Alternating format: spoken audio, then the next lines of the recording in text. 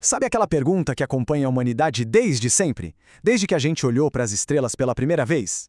Será que estamos sozinhos? Bom, hoje a gente vai mergulhar fundo no que a ciência tem a dizer sobre essa que talvez seja a maior de todas as questões. Pensa bem, em um universo com bilhões, talvez trilhões de planetas, é mesmo possível que só a Terra tenha tido a sorte de ter vida?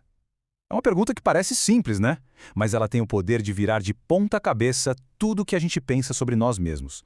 E o mais legal é que hoje, pela primeira vez, a gente tem ferramentas de verdade para começar a ir atrás dessa resposta.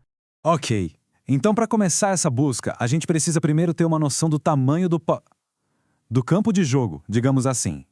E olha, a palavra grande nem começa a descrever. Vamos começar com um número para dar uma perspectiva. 200 bilhões!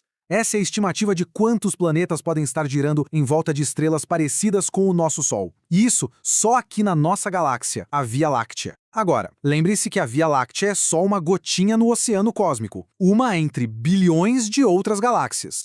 Essa comparação é simplesmente sensacional. Imagina só, pegue toda a areia de todas as praias da Terra. Cada grãozinho.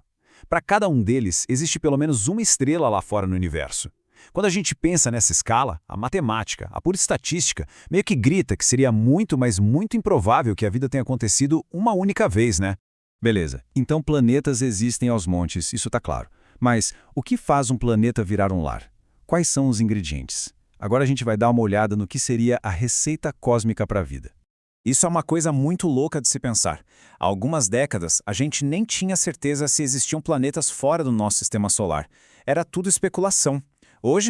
Hoje, graças a missões incríveis como o telescópio Kepler, a gente sabe que eles estão por toda a parte. Cada pontinho de luz lá no céu pode muito bem ser o Sol de um outro sistema solar.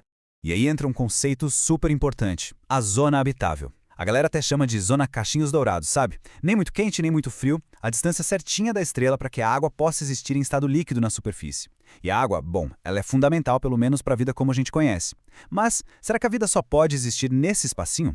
E se as regras do jogo forem um pouco mais flexíveis? E é aqui que a coisa fica ainda mais interessante. A gente olha aqui para o nosso próprio sistema solar e vê exemplos como Europa, uma lua de Júpiter, ou Encélado em Saturno. Elas são bolas de gelo, muito longe da zona habitável, mas tudo indica que elas têm oceanos de água líquida debaixo dessa crosta gelada. O calor não vem do Sol, vem do puxa-puxa gravitacional do planeta gigante que elas orbitam. Isso muda tudo. Mostra que lugares habitáveis podem ser muito mais comuns do que a gente imaginava. E não são só os lugares. E os ingredientes? A água, moléculas orgânicas complexas, que são tipo os tijolos da vida. A gente já encontrou essas coisas em meteoritos que caem na Terra, em nuvens de poeira e gás entre as estrelas.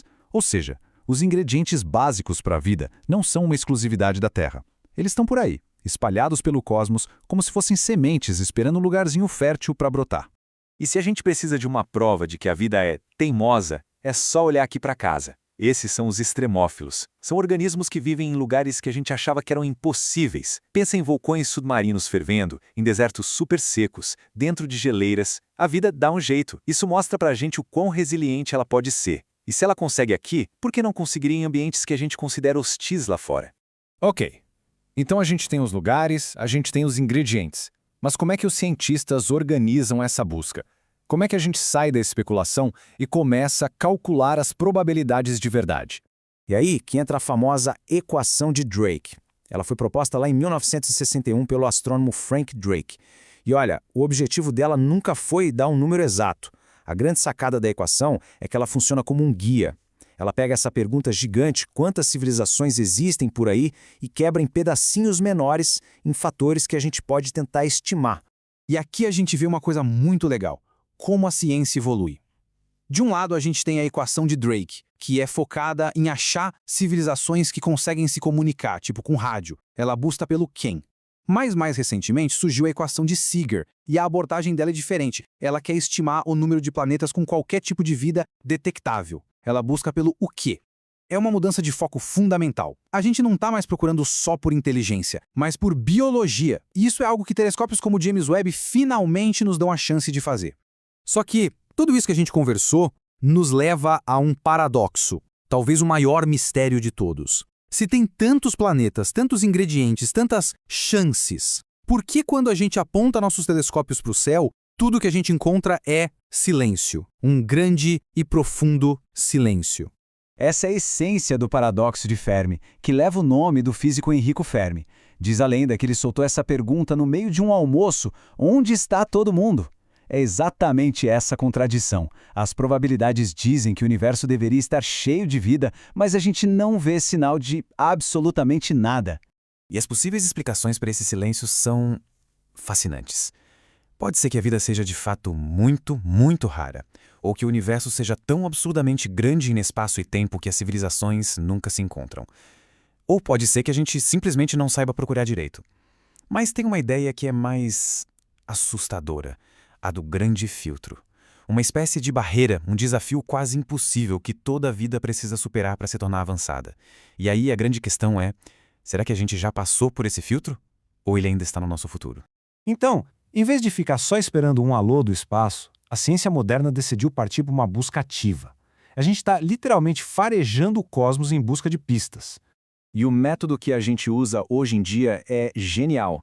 Primeiro, missões como o TESS varrem o céu em busca de planetas. Eles detectam uma pequena queda no brilho de uma estrela quando um planeta passa na frente dela. Depois, vem a parte mágica.